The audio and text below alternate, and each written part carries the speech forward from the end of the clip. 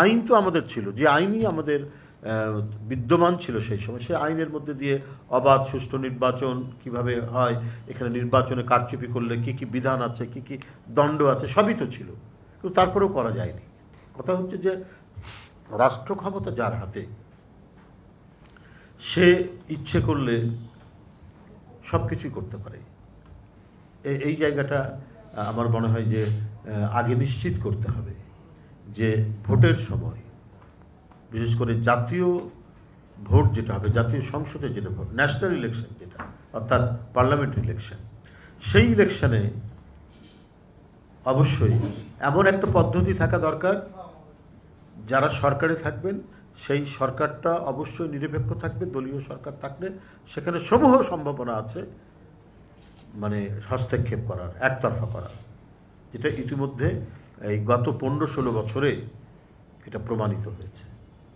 তো সুতরাং একটা কথা হলো যে যারা নির্বাচনে পার্টিসিপেট করবেন, রাজনৈতিক দলগুলো, তাদের মানসিকতার পরিবর্তন। আপনি যতই আইন করেন, মানে যতই সেটা খুবই কি বলে অবাধ সুষ্ঠু নির্বাচনের জন্য উপযোগী একটা আইন করেন, কিন্তু যে রাষ্ট্র ক্ষমতায় থাকবে সে যদি আপনার মন মানসিকতা অবাধ সুষ্ঠু নির্বাচনের অনুকূল না হয়, তাহলে আপনি কখনোই অবাধ সুষ্ঠু নির্বাচন করতে পারবেন। এই জন্য আমি প্রথমে বলেছিলাম যে বিষয়টা শুধুমাত্র আইনি সংস্কার নয়, এটা একটা সাইকোলজিক্যাল ব্যাপার।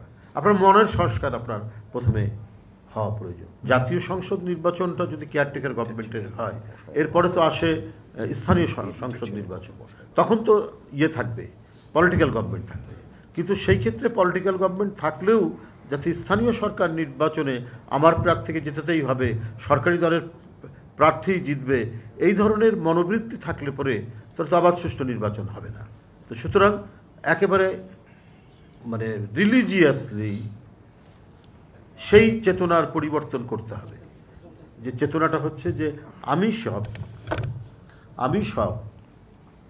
আমার দল সব, আর অন্য কিছু নাই। এই চেতনার পরিবর্তন যদি ঘটানো যায়, তাহলে আপনার অবাধ সুষ্ঠু নির্বাচন সম্ভব। আপনি যতই ভালো সংস্কার করুন, আপনার মানসিকতার পরিবর্তন না হলে পরে কোনো কিছুই সম্ভব নয়। বিশেষ করে যারা জুলাই বিপ্লব, আগস্ট বিপ্লব এবং দীর্ঘ 15-16 বছর গণতন্ত্রের জন্য যারা লড়াই করেছেন, সেই সমস্ত দলগুলো যারা অংশগ্রহণ করেছিলেন এই আন্দোলনে, যারা জেল, জুলুম, গুম, ক্রস ফায়ারের শিকার হয়েছেন, তাদেরকে কমপক্ষে একটা উপলব্ধির জায়গায় আসতে হবে যে না, সরকার যেই গঠন করুক, সে সরকার পরিচালনার সময় তাদের অধীনে যে নির্বাচনগুলো হবে, স্থানীয় সরকার নির্বাচন, সেই নির্বাচনগুলো যাতে অবাধ সুষ্ঠু নির্বাচন হয়, সেই ধরনের একটা গ্যারান্টি যেমন আইনের মধ্যে থাকবে, যে সেই সময় দেখা যেতে পারে যে ওই নির্বাচন সংক্রান্ত কোনো বিষয়ে অ্যাবসলিউট ক্ষমতা নির্বাচন কমিশনকে দেওয়া যেতে পারে, যে ওখানে কোনো ধরনের হস্তক্ষেপ, যদিও এখনও আইন আছে যে সে মানে নির্বাচনের ক্ষেত্রে নির্বাচন কমিশন তো সেই সর্বসর্বা, কিন্তু রাজনৈতিক সরকার গঠিত হওয়ার পরে নির্বাচন কমিশন কেন জানি স্বয়ংক্রিয়ভাবেই কিছুটা মানে অধীন হয়ে পড়েন, পরাধীন হয়ে পড়েন।